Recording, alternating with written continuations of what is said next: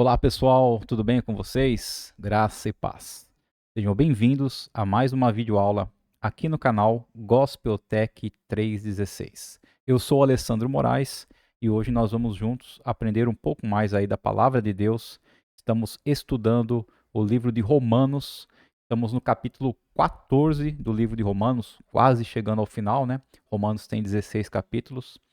E hoje nós estaremos aí na aula de número 41 do curso, tá? Então você que está chegando agora, você que está assistindo essa primeira aula, eu encorajo você a dar uma olhada aí, né, na minha playlist que tem no canal, porque além desse curso de Romanos, tem outros cursos aí que eu já ministrei, que já finalizei, e são cursos aí excelentes para a nossa caminhada, para o nosso crescimento na vida cristã, ok?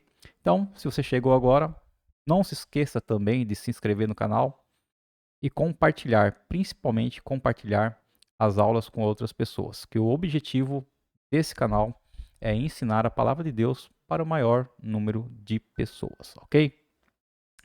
Então, vamos lá. Uh, Nosso título da aula de hoje é a aula 41, né? O justo Senhor e os limites da liberdade, né?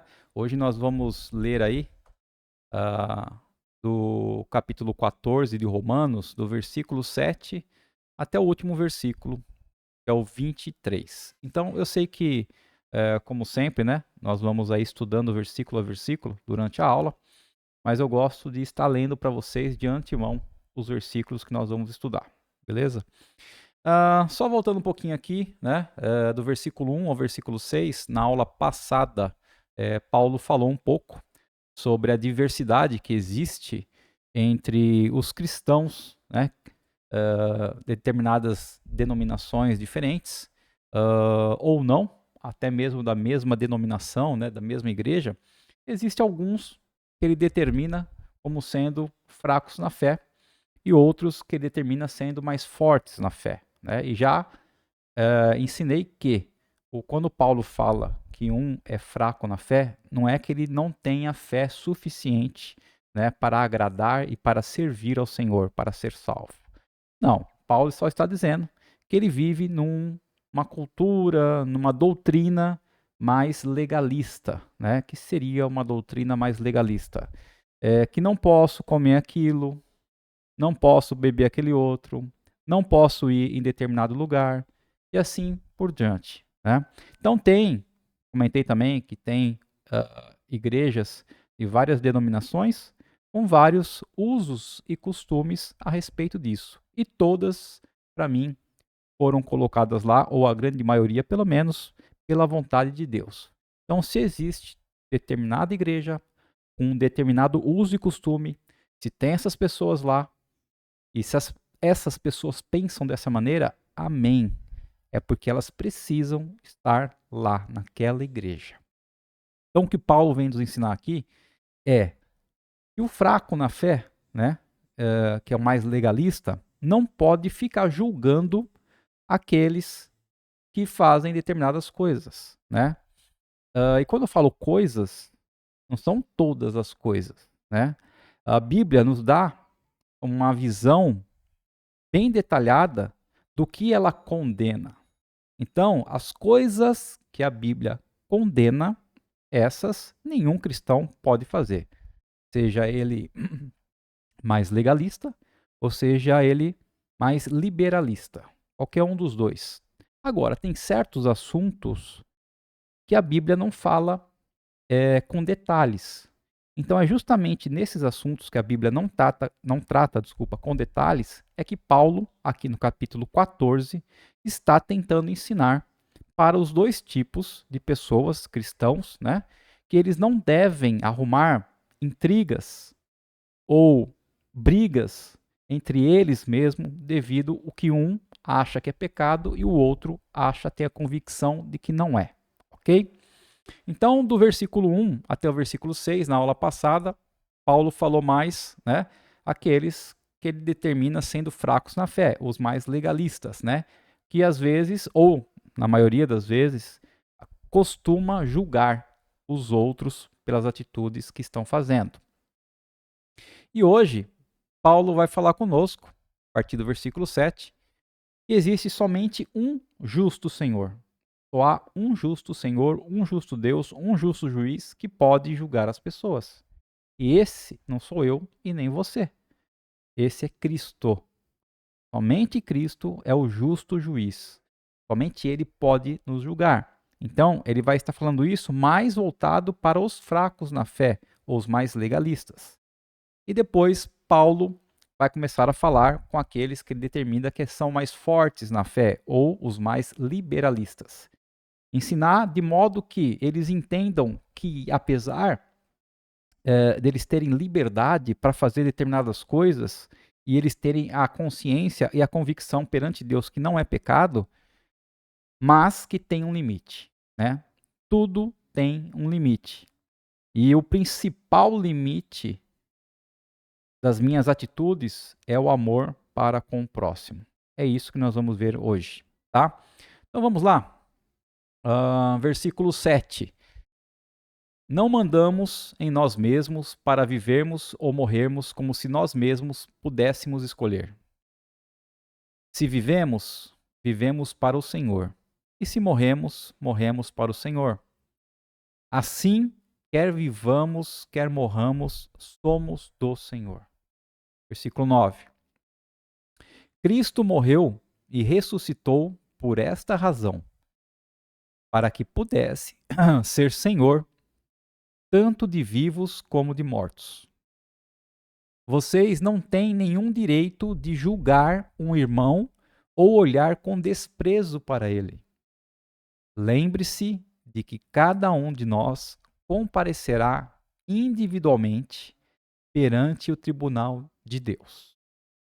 Porque está escrito: juro por mim mesmo, diz o Senhor, todo joelho se curvará diante de mim e toda língua confessará que sou Deus.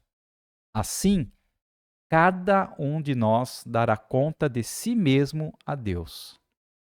Assim, não julguemos mais uns aos outros. Em vez disso, procurem viver de tal modo que nunca façam um irmão tropeçar. Se ele vir vocês fazerem alguma coisa que ele pensa que está errada. Quanto a mim, estou perfeitamente seguro, baseado na autoridade do Senhor Jesus, de que nenhuma comida é por si mesma impura. Entretanto, se alguém achar que isso está errado, então não deve comê-la, pois para essa pessoa ela é impura. Se um irmão ficar incomodado por causa daquilo que você come, você não estará procedendo com amor se continuar a comer. Não deixe que a sua comida faça perder-se alguém por quem Cristo morreu. Não faça nada que motive censura contra você, mesmo sabendo que aquilo que você faz está certo. Afinal de contas, o reino de Deus não é o que comemos ou bebemos, mas sim a justiça, a paz e a alegria que vem do Espírito Santo. Se vocês deixarem Cristo ser Senhor nessas coisas, Deus se agradará e vocês serão aprovados pelos homens. E desta forma, tenhamos como alvo a harmonia e a edificação de uns para com os outros. Não desfaça a obra de Deus por causa da comida. Lembre-se, não há nada errado com a carne, mas está errado comê-la se isso fizer uma outra pessoa tropeçar. A coisa certa a fazer é deixar de comer carne, ou de beber vinho, ou de fazer qualquer outra coisa que leve o seu irmão a pecar. Você pode saber que não há nada de errado na forma de crer a respeito destas coisas, mas que isso permaneça entre você e Deus. Nessa situação, feliz é o homem que não se condena quando faz aquilo que sabe que está certo. Entretanto, quando alguém acha que comer alguma coisa está errado, não deve fazê-lo.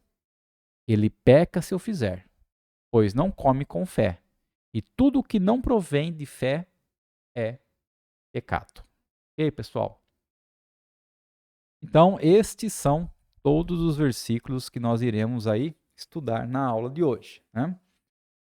Então, aula passada, como eu falei, né, Paulo começou falando sobre os temas controversos, falando mais aqueles que são legalistas, né, mais fracos na fé. E hoje Paulo começa aí, a partir do versículo 7 até o 12, falando sobre o justo Senhor. Então, a senhoria de Cristo, né, vai do versículo 7 ao 9. Não mandamos em nós mesmos para vivermos ou morrermos como se nós mesmos pudéssemos escolher. Se vivemos, vivemos para o Senhor. Se morremos, morremos para o Senhor. Assim, quer vivamos, quer morramos, somos do Senhor. Cristo morreu e ressuscitou por esta razão, para que pudesse ser Senhor, tanto de vivos como de mortos. Né? Então, esses 3 versículos aí, né, fala que o nosso mediador, né, Cristo Jesus, ele, na sua morte na cruz, ele assegurou, né, o indisputável direito de exercer senhorio sobre os cristãos que já morreram e os que ainda estão vivos sobre a terra. Né? Então, Cristo, realmente, quando a gente fala Cristo, nosso Senhor, ou nosso Senhor Jesus Cristo, quer dizer o quê? Ele tem o senhorio, né? Ele tem o poder sobre nossas vidas. E ele é tanto Senhor dos vivos como dos mortos.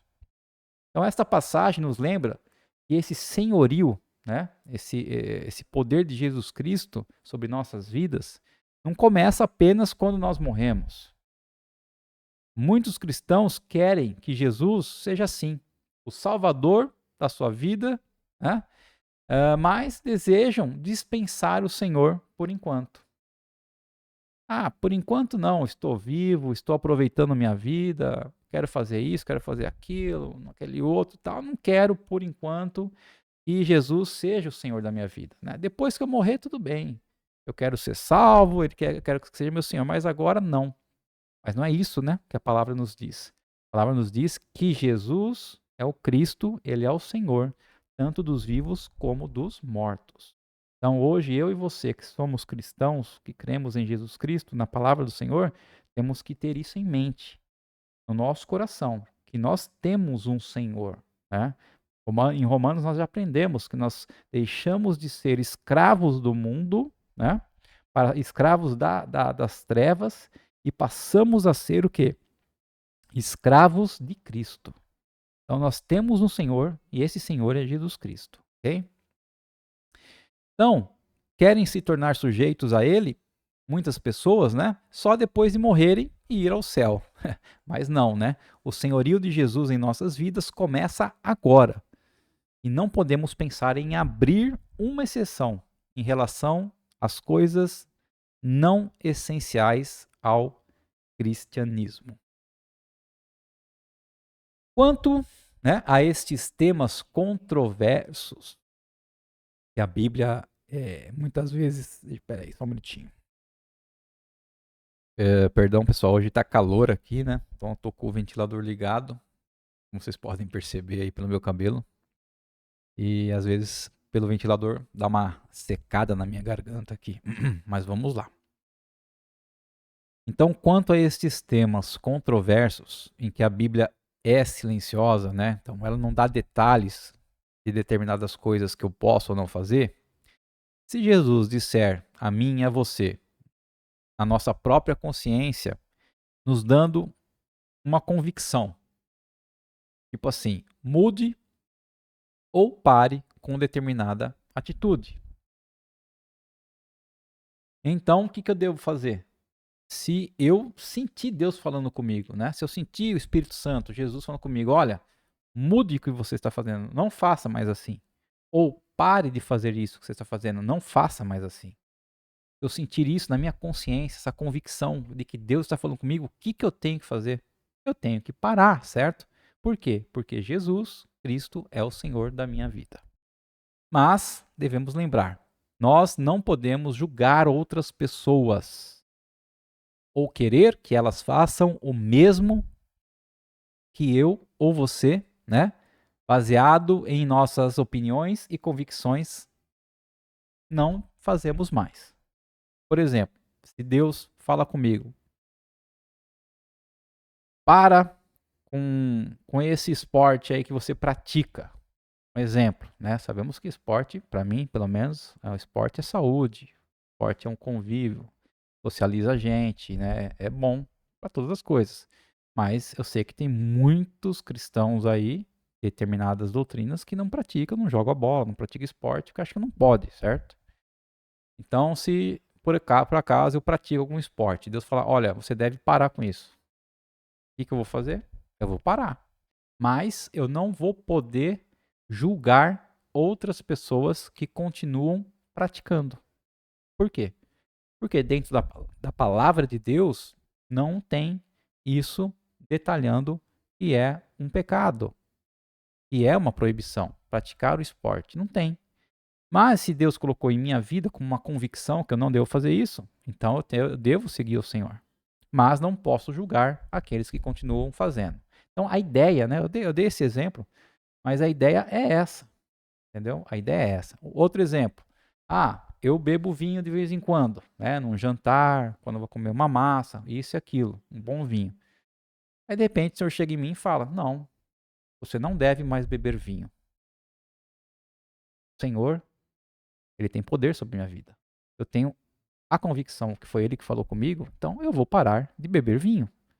Mas nem por isso, quando eu ver outro cristão, outro irmão bebendo vinho, que eu vou julgar ele falando que ele está em pecado.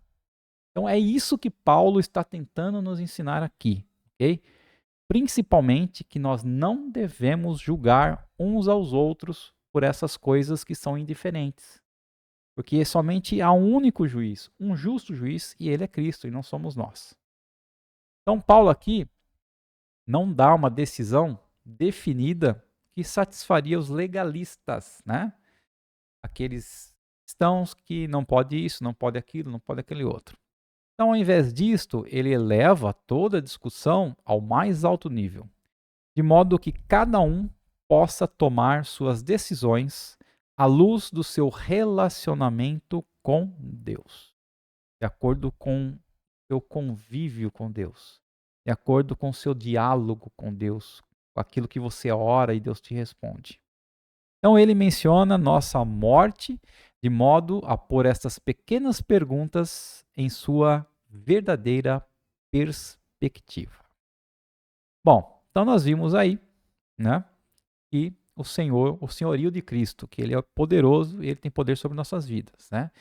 E os versículos 10 a 12, vamos ver que ele é o único juiz e nós não somos juízes de ninguém. Então vocês não têm nenhum direito de julgar um irmão ou olhar com desprezo para ele. Lembre-se de que cada um de nós comparecerá individualmente perante o tribunal de Deus. Porque está escrito: Juro por mim mesmo, diz o Senhor, todo joelho se curvará diante de mim e toda língua confessará que sou Deus. Assim, cada um de nós dará conta de si mesmo a Deus. A repetição da palavra irmão novamente nesse versículo não apenas indica a igualdade de posição minha com outras pessoas da mesma fé, mas também é um lembrete bem oportuno de que o meu e o seu relacionamento deveria o quê? Se caracterizar pelo amor que nós aprendemos, né? O amor mútuo que se regozija em cobrir uma multidão de falhas. Então esse amor eu tenho que ter para com o meu próximo, para com o meu irmão, deve ser o quê? O ponto principal, né, do relacionamento para com ele. Eu tenho que me sentir o quê? Não superior a ninguém. Não menosprezar ninguém. Mas eu tenho que me sentir no mesmo patamar de igualdade.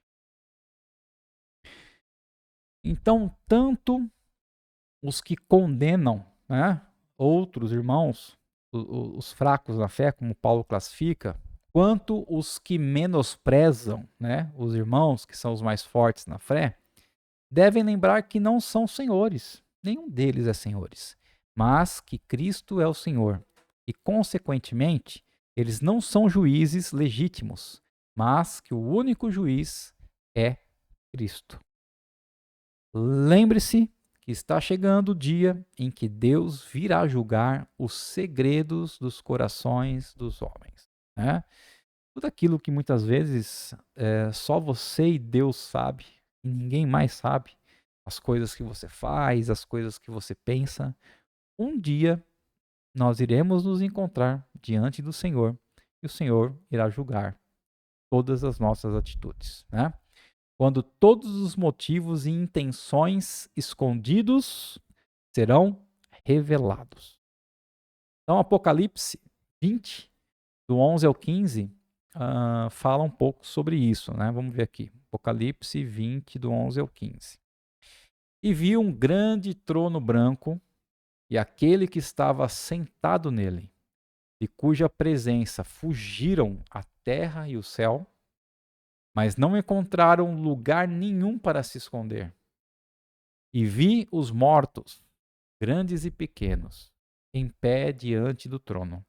E foram abertos os livros, incluindo o livro da vida. E os mortos foram julgados de acordo com as coisas escritas nos livros, cada um de acordo com as obras que tinha praticado. O mar entregou os corpos sepultados neles, e a terra e o Hades entregaram os mortos que estavam neles. Cada um foi julgado de acordo com as suas obras. E a morte e o Hades foram jogados no lago de fogo. E esta é a segunda morte, o lago de fogo. E se o nome de alguém não estava registrado no livro da vida, esse foi lançado no lago de fogo. Apocalipse 20, do 11 ao 15. Né? Então, esta é a segunda morte. A primeira morte é a morte física. Né? Provavelmente todos nós iremos passar por ela. Agora, a segunda morte é a morte eterna. A morte que vai nos lançar no lago de fogo se os nossos nomes não estiverem escritos no livro da vida no dia do grande julgamento. Ok? Então, notemos que os incrédulos, ou seja, os que morreram sem, aqui está sem conhecer a Cristo, mas eu digo sem reconhecer a Cristo, né, como Senhor das suas vidas. E por Cristo não foram justificados, não entregaram sua vida a Cristo, então não foram justificados por Cristo, estarão diante do trono do juízo para condenação. Ok? Os verdadeiros cristãos, né? Os verdadeiros cristãos não serão julgados pelos seus pecados. Por quê? Porque Cristo já nos justificou, né? Todos eles já foram perdoados na cruz, conforme João 5:24. O que João 5:24 diz? Eu digo sinceramente a vocês, aquele que ouve a minha palavra e crê naquele que me enviou, tem a vida eterna. E jamais será condenado, jamais. Mas já passou da morte para a vida. Então, né, temos a certeza, quando nós entregamos verdadeiramente nossa vida a Cristo, temos Ele como nosso Senhor, que nós não seremos mais condenados.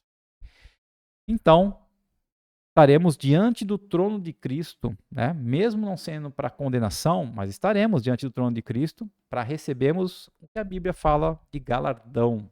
Não sabemos exatamente o que é o galardão, mas com certeza deve ser alguma recompensa, algum tipo de recompensa. E a Bíblia não define exatamente, né, quais são essas. 1 Coríntios, capítulo 3, do 13 ao 15, diz assim: está prestes a chegar um tempo de prova, no dia de Cristo, para verificar que tipo de material cada construtor usou, ou seja, quais foram as minhas obras, quais foram as suas obras. O trabalho de cada um será provado pelo fogo. para que todos possam ver se ele conserva seu valor ou não. Vai ser purificado pelo fogo. Aquilo que não prestar vai queimar como palha e vai sumir. Agora, aquilo que for como ouro vai derreter, mas ainda continua sendo ouro. E o que verdadeiramente foi realizado. Então, todo construtor edificou sobre o alicerce com materiais certos, cujo trabalho permanecer, esse receberá a sua recompensa ou seu galardão. Entretanto, se o que alguém construiu queimar-se, desaparecer-se, ele terá um grande prejuízo. Ele mesmo será salvo, não vai ser condenado, será salvo, mas como um homem fugindo através de uma barreira de chamas, né? Correndo desesperado através de uma barreira de chamas. Então, o que Paulo está nos dizendo aqui, certo, é que os incrédulos, os que não acreditaram em Cristo, em sua vida, como sendo seu Senhor e Salvador, esses serão julgados para a condenação, para a segunda morte. E os cristãos que creram verdadeiramente em Cristo e dedicaram sua vida a Cristo, esses também serão julgados, mas serão julgados para ver se recebem ou não seu galardão, sua recompensa. Se o que eles fizeram durante sua vida cristã foi ou não foi para a honra e glória do Senhor. E aí, pessoal?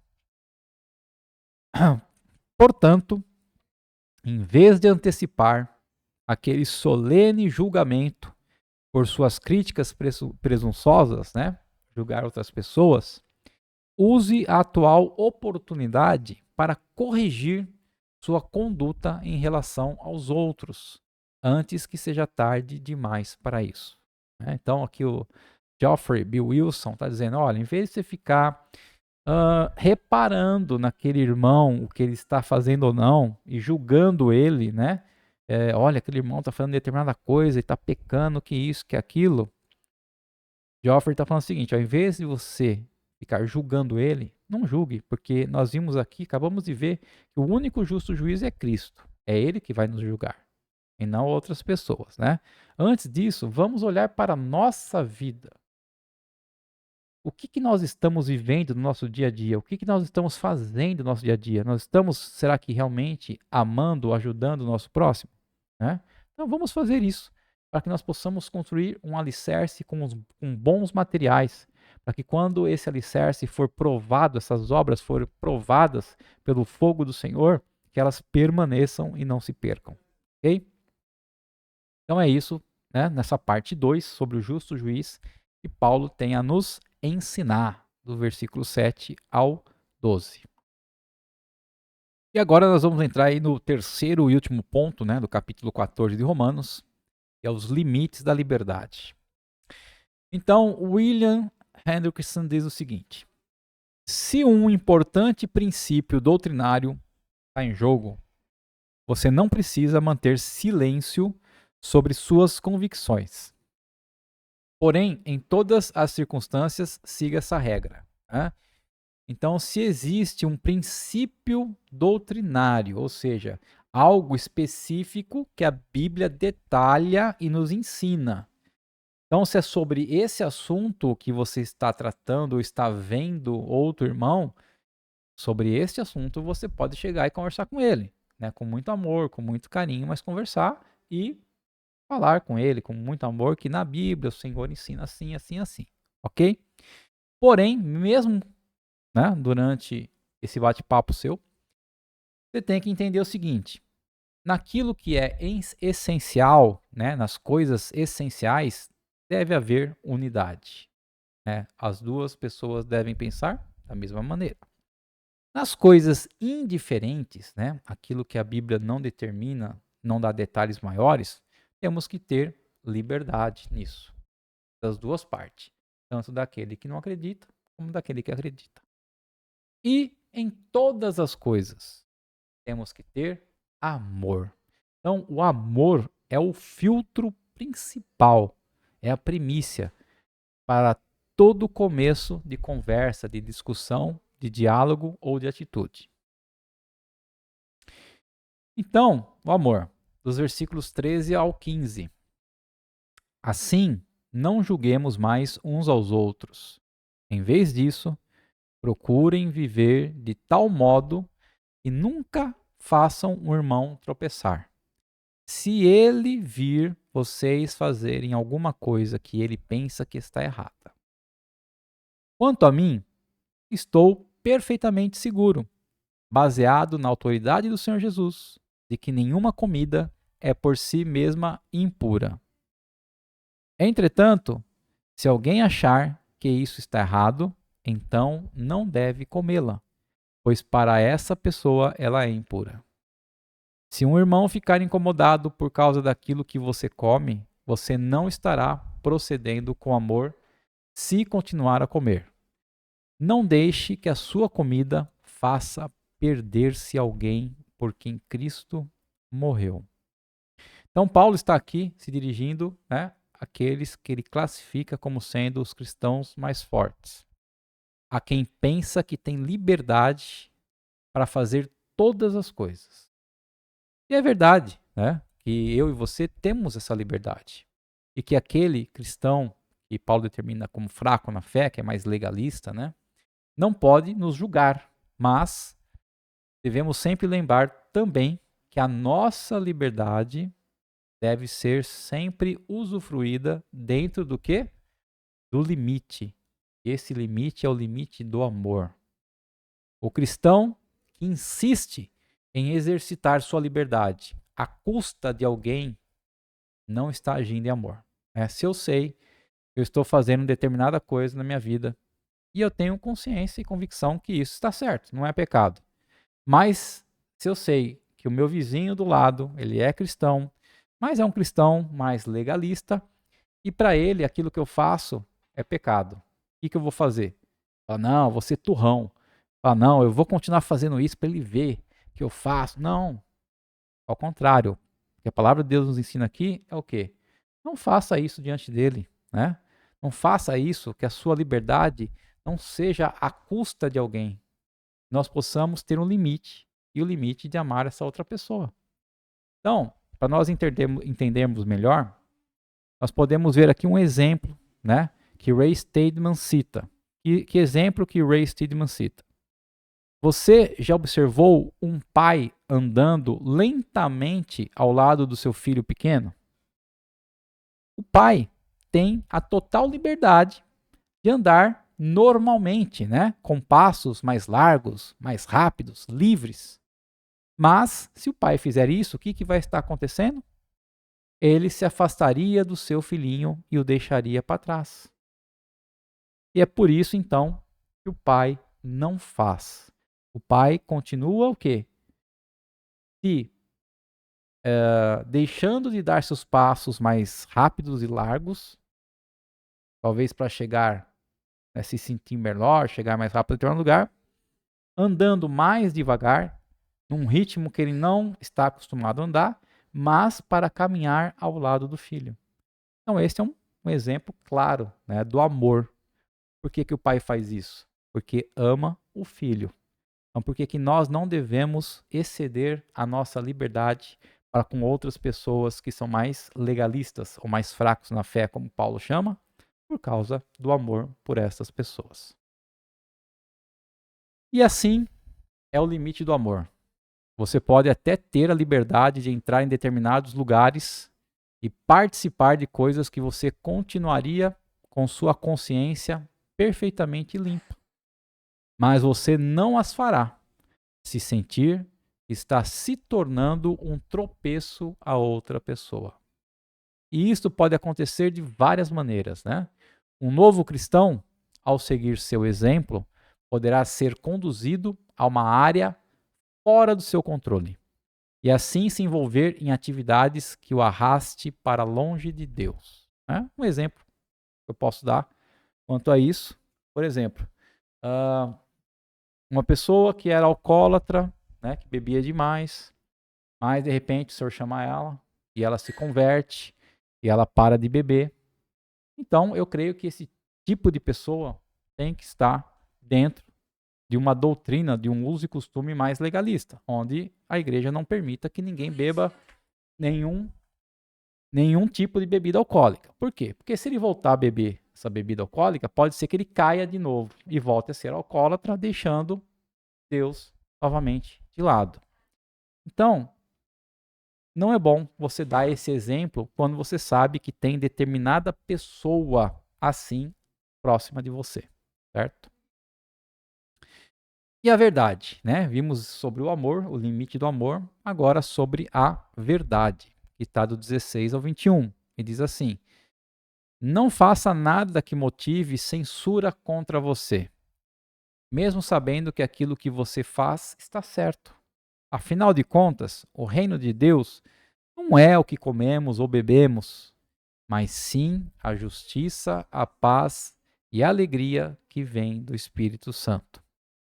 Se vocês deixarem Cristo ser Senhor nessas coisas, Deus se agradará e vocês serão aprovados pelos homens. Desta forma, tenhamos como alvo a harmonia e a edificação de uns para com os outros. Não desfaça a obra de Deus por causa da comida. Lembre-se, não há nada errado com a carne, mas está errado comê-la se isso fizer uma outra pessoa tropeçar ou pecar. A coisa certa a fazer é deixar de comer carne, ou de beber vinho, ou de fazer qualquer outra coisa que leve o seu irmão a pecar. Então, o que de verdade é importante para mim e para você? Será que o mais importante é fazer aquilo que eu gosto, que eu quero? Ou será que o mais importante é ter um relacionamento com outras pessoas de paz, de alegria ou de amor? Né? Então, essas atividades controversas, como comer carne, beber vinho, dançar, festejar o Natal, etc., são tão importantes assim para nossas vidas? São elas que determinam, que regem se eu sou uma pessoa feliz ou não, né? É a prática destas coisas que Deus tem como propósito para a minha vida, como propósito principal? Não, com certeza não, né?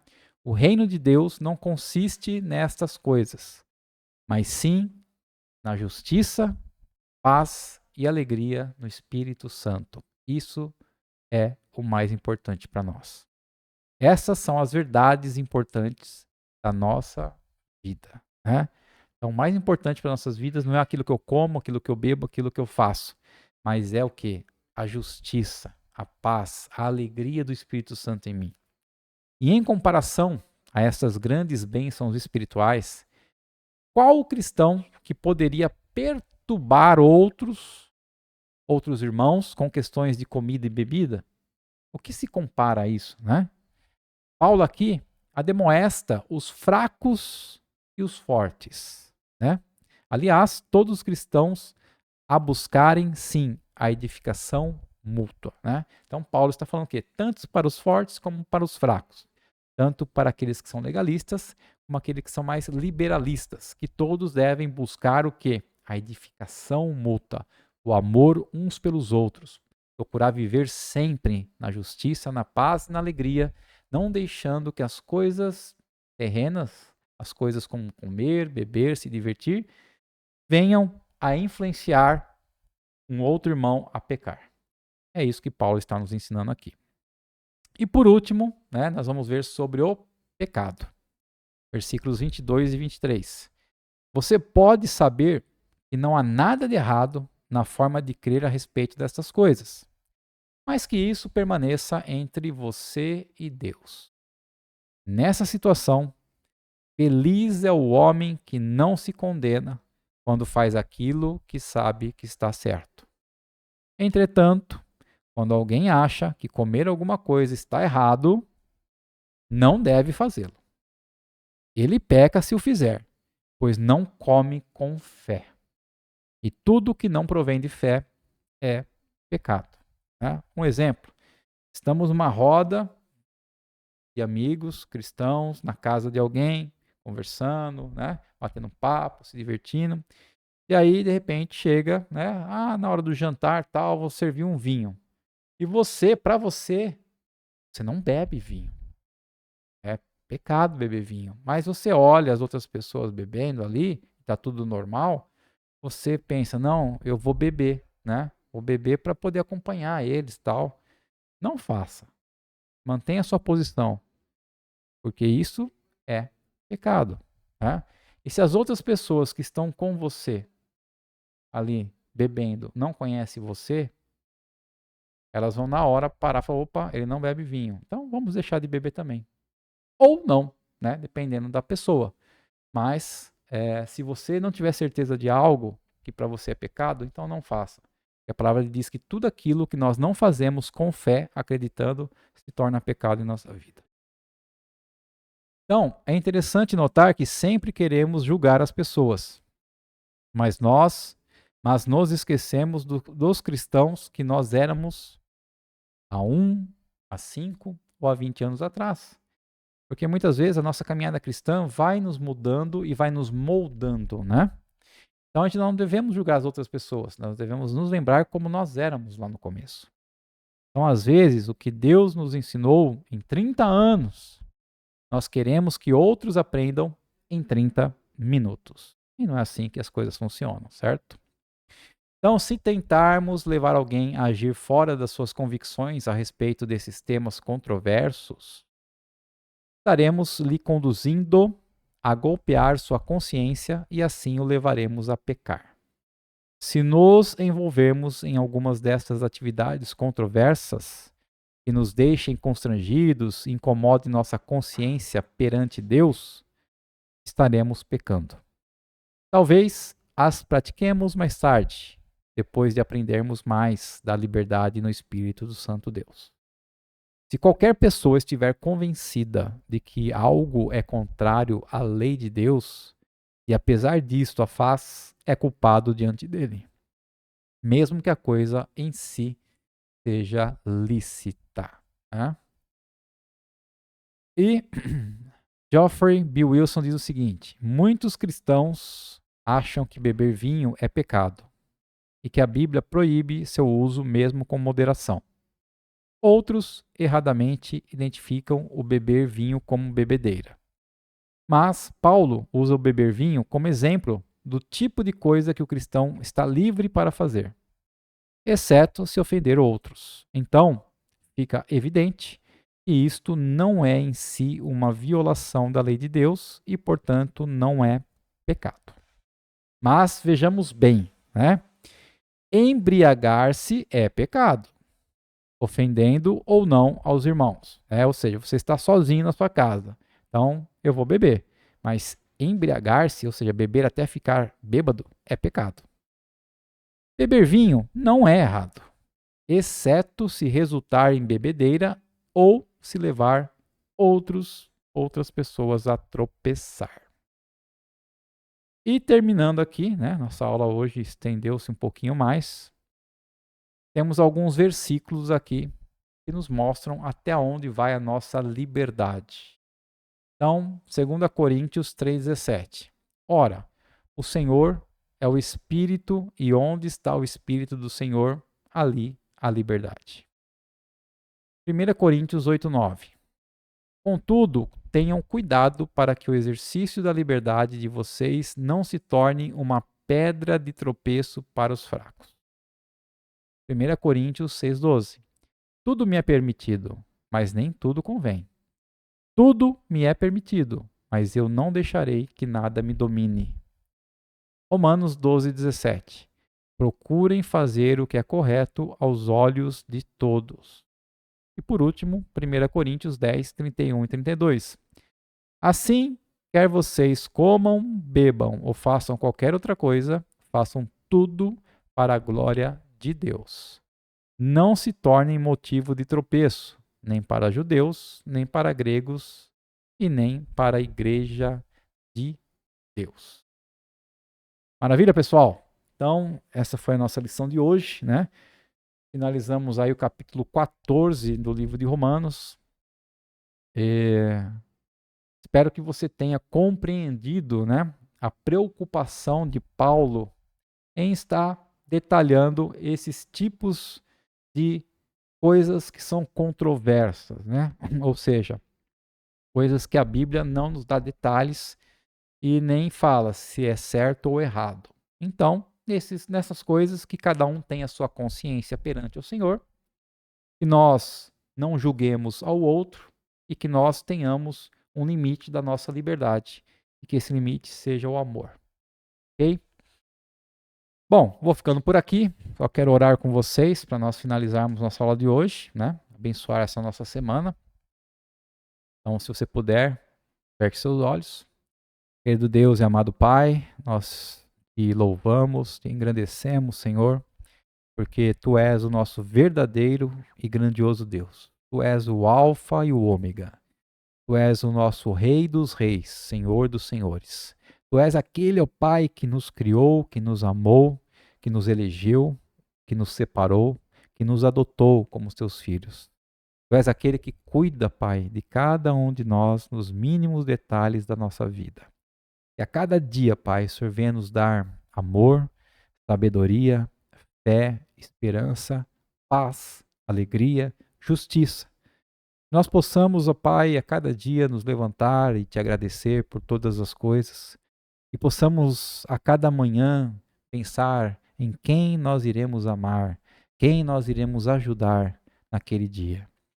Que o Senhor continue nos abençoando, protegendo, nos livrando de todo mal, ó Pai, enviando os teus anjos, dando ordem a eles para acamparem ao nosso redor. Que o Senhor possa, Senhor, sarar os enfermos. Que o Senhor possa, Pai, abrir portas de emprego para os desempregados. Que eu possa, Pai, em nome de Jesus Cristo, Senhor, levantar aqueles que estão com depressão, Senhor. Aqueles que estão passando por dificuldades. Que eu possa, Senhor, estender a sua mão e que as pessoas possam agarrá-la com fé e que elas possam caminhar contigo, ó Deus. Abençoa-nos em mais uma semana. É o que eu te peço e te agradeço, em nome de Jesus Cristo. Amém. Amém, queridos? Muito obrigado. Você esteve comigo até aqui. E até a semana que vem, se assim o Senhor nos permitir. Um grande beijo a todos. Que Deus continue nos abençoando.